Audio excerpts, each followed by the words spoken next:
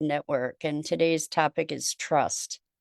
And when we talk about trust, we're often really talking about projecting an assumption of shared values.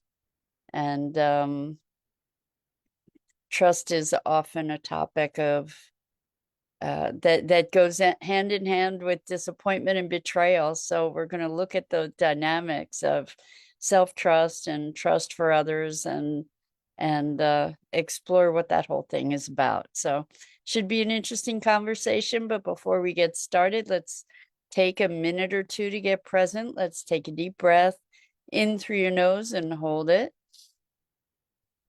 And imagine clean, crisp oxygen flooding your lungs, flowing into your bloodstream, nourishing all your cells, all your organs, bringing vital life energy to your body and being. And as you exhale any tension, stress, negativity, fatigue. And now let's take another deep breath in through your nose and hold it. This time, imagine brilliant, bright light lighting you up from the inside out, illuminating, electrifying, and energizing all your cells, your molecules, your electrons, creating a brilliant beam of light and energy from your heart out into the world. And as you exhale any remaining tension, stress, negativity, fatigue. And now let's press our palms together. Vigorously rub your hands together to feel the friction, the temperature, the pressure, the motion, the tickling and tingling when you stop. And allow all those sensations to bring you present right here, right now, into this remarkable physical form that enables us to experience life. Welcome, welcome, welcome. Good morning, Rosalind. So good to have you here with us this morning. Welcome. So we're talking about trust. And it's interesting in conversations with folks. Trust often comes up as an issue where people say things like, I just can't trust anybody.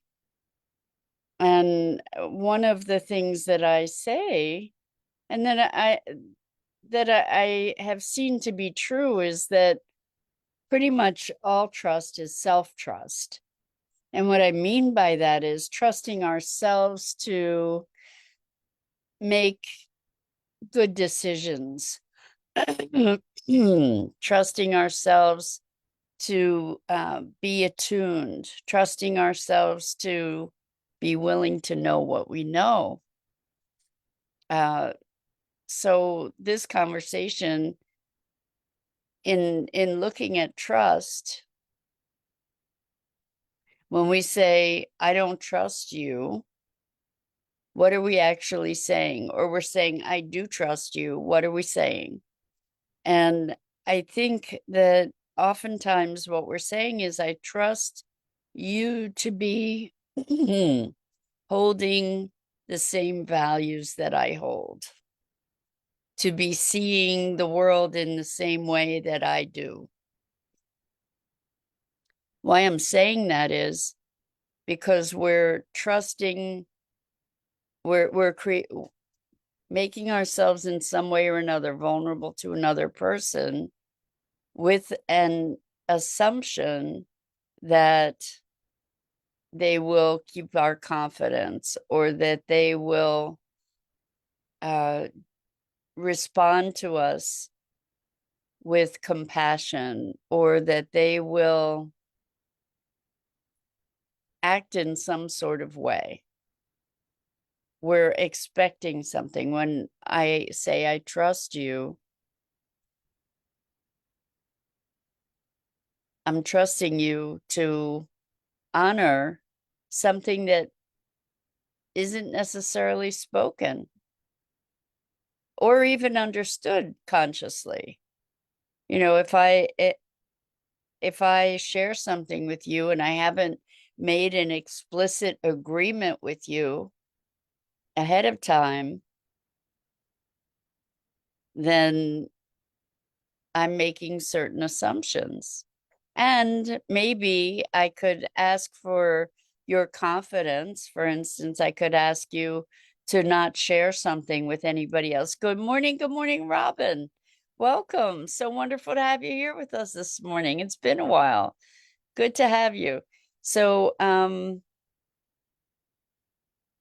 when even with conscious agreement, even if you say, please don't tell anybody about this, we're trusting that person to honor their word if indeed they've given you their word, right? We're trusting that they value their word in the same way that we do. So we're projecting our values onto another person. Or I trust you to be on time. When we set a date or a meeting, we're extending some trust. Then when we say, I don't trust you, what's happening? That person has defied our expectation. So if somebody is chronically late, we can say, I don't trust you to be on time. Well, oftentimes that generalizes into, I don't trust you. And what is that saying?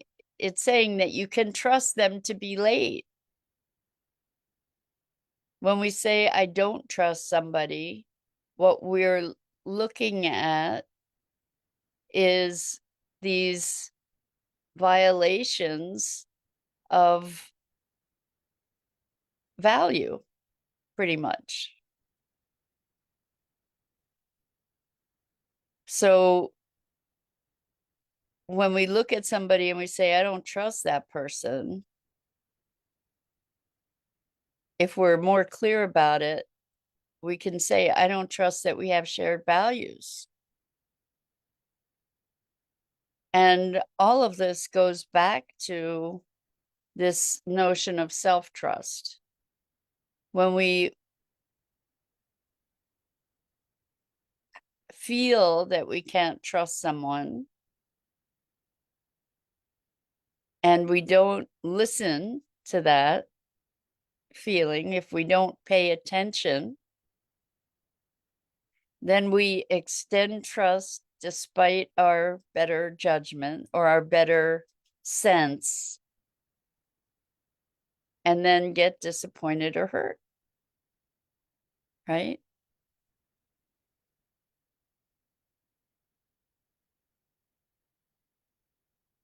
And what the crux of that is that we didn't trust our own sense.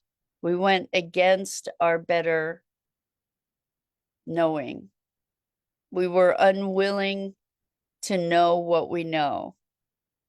I can't say how many conversations I've had with people when they've talked about someone violating their trust and feeling betrayed. This is a big deal. Feeling betrayed. And I've asked them, well, what did you know? Like, did you have a sense ahead of time that this person wasn't trustworthy in regard to whatever the agreement was that you made? And I think I'm not going to say without exception, because there may be an exception that I just don't remember. But when I ask people, well, did you know? They say, yeah, I did. I kind of did know. And so many of us want to give other people the benefit of the doubt.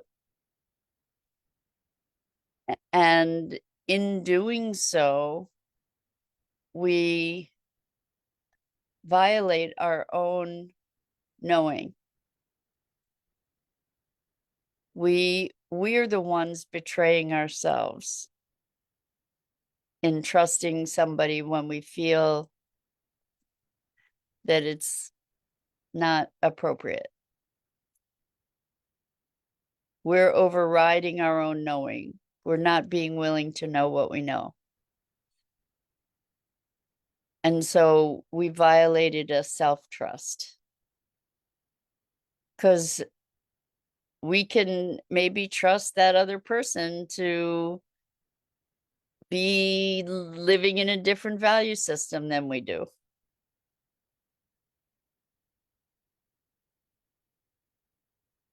Can trust that other person to have different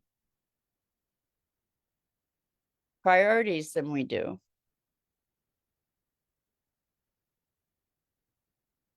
We can trust that other person to be who they are. And we get to step out of the world of make believe in the name of giving somebody the benefit of the doubt. Who does that help? If you give somebody the benefit of the doubt, you're overriding your own knowing. You're imposing an expectation on the other person, and they're going to end up disappointing you. And then you get to be righteous and indignant and hurt and betrayed and all of that stuff. It's interesting, right? To think about this different level of responsibility for our experience.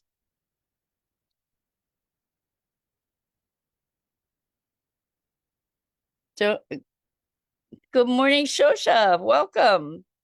Shosha says, happy holidays, Mira. Just jumped in, and as always, you're spot on.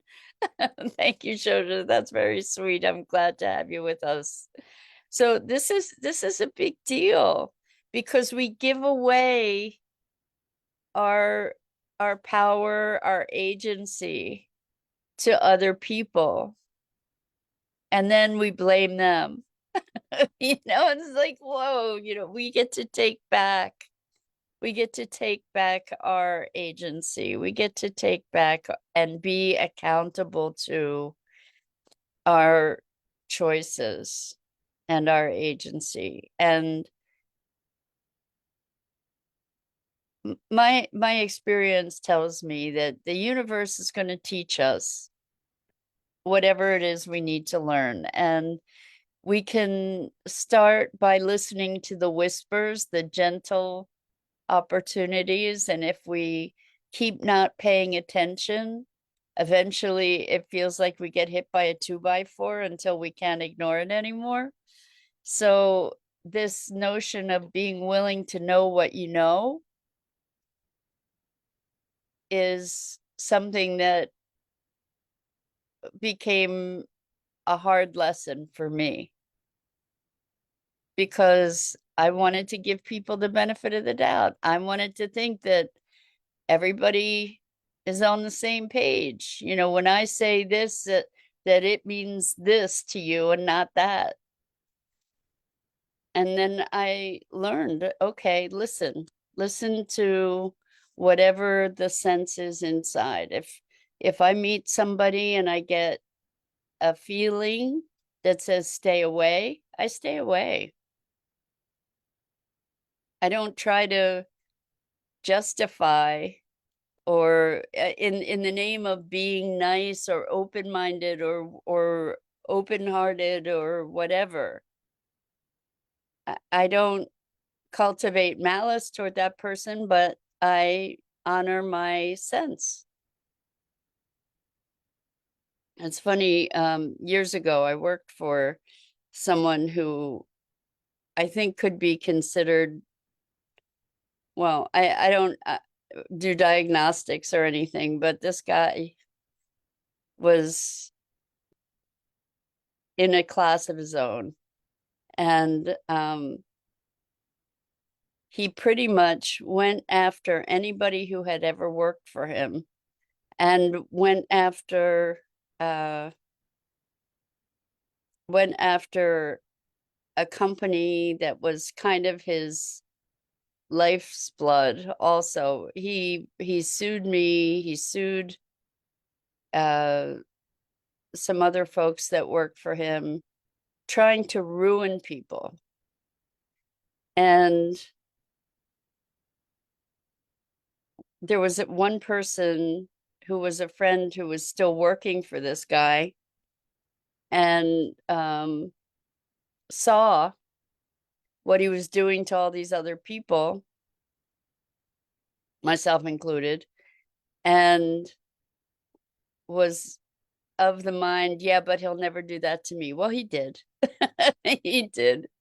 And the thing here to notice is that it's the story of the frog and the scorpion, where the scorpion is on the shore and then is calling out to the frog, please just give me a ride on your back. I want to get to the other side of the pond. And the frog says, no way, I'm not giving you a ride on my back. You're going to sting me and you're going to kill me and then we'll die. I'm not going to do that. And the scorpion says, come on, why would I do that? If you die, I die. I would drown. I'm not going to sting you. I just want to ride to the other side of the shore. So the frog ignores its better sense, and to be a good frog, goes and lets the scorpion jump on its back. And as they're going across the pond, they're midway through, and the scorpion stings the frog. And the frog, before, as it's dying, says to the scorpion, what did you do? You've killed us both. And the scorpion says, I'm a scorpion. That's what I do. You know, it's like expecting a zebra to have stripes. So Shosha says, have been struggling with the power of my childish, enormous idealism, battling with the concrete reality of others' behavior and choices. I needed this today. I'm so glad that that's timely for you, Shosha. I want to say, I want to give a little feedback on what you said, the power of my childish, enormous idealism. And I would like to say childlike, because there's sort of an innocence that I really appreciate, and I don't want you to lose that innocence and whatever openness there is about that in your idealism. But we can still be idealistic and realistic at the same time without being cynical, I think. It's funny because one of my dear friends and clients told me that she thought I was really innocent because I trust people.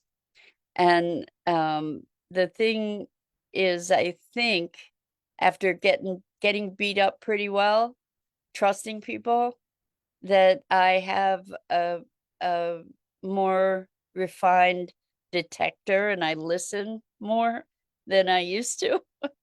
And I still get messed up here and there, where I find that I let my desire get beyond my knowing. Like because I want things to be a certain way, I will tend sometimes to ignore the messages I'm getting. But it's all learning, right? But I think that as we are willing to pay more attention, we can be living more in that space of trust, because we can trust ourselves and trust what we know, like be willing to know what we know and not override it by saying, yeah, but I'm going to be generous with this person. Or I think so many of us who are well-intended think that idealizing another person is doing them a favor. You know, like we're expressing our generosity by doing that. And that's not really the case. That's not really the case. What we're doing is we're denying. It's not saying, hey, that's a bad person necessarily, but just I don't need to engage with that. I don't need to create that drama for myself. Coming from someone who's created a lot of drama for themselves, we don't need to do that. And when we do, we get to own it. We get to own it. And I can say even in this past year or two, that I had a lot of magical thinking. I know, and now I know I'm inclined to that. Oh, well, this opportunity presented itself in such a way it's perfect, and that means I should go with it. But there's that other voice, and sometimes it's just a whisper that says, maybe you should be a little more cautious. It's like, yeah, but I really want it to be that way. So I'm going to ignore it. And then you get clobbered. And then it's like, oh my gosh, who's responsible for that? Right here. We are. So if we can take responsibility for those choices and not allow ourselves to fall into victimhood, there's an opportunity there. So while we may call it idealism, I think we want the world to be a certain way. We want other people to be a certain way. And we want what we want so much that we're willing to deny what is. And we can't actually make change until we are where we are. Shosha says, LOL, I'm a terrible magician. Yeah, magical thinking, right? Well, maybe you're not. Maybe you just need a couple refinements here and there to tweak the edges a bit so that you can be willing to see what is. Not in terms of bad or good, but just like for me, not for me here. Like this is a situation I'm not going to engage in.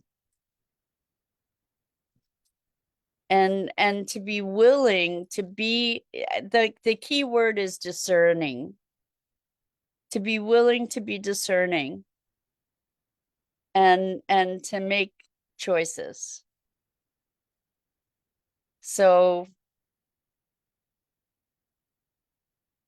it doesn't mean that we have to make judgments to say that person this, that, or the other thing about them. It's just that we also don't have to subject ourselves to that potential for drama. And I'm not talking about like caging ourselves in or shrinking ourselves down or anything like that. I'm just talking about being discerning, being willing to know what we know. And when we are willing to know what we know, then we can trust ourselves better. And so now when magical situations arise, it's a key for me to open my eyes clearly and to be more vigilant, more attentive, more aware, to say, okay, pay attention. What are you noticing here? To really pay attention, to really be present, not in my wishes, but in my conscious, engaged awareness. And so that's the invitation, is to be awake and to notice what, when we're trusting someone, are we giving away the precious gift of our vulnerability in an appropriate context? And if we are, then let's do it in a way that we're accountable, where, yeah, it could go south. And if it goes south, then that's a choice I made, right? It's a way to reclaim our agency.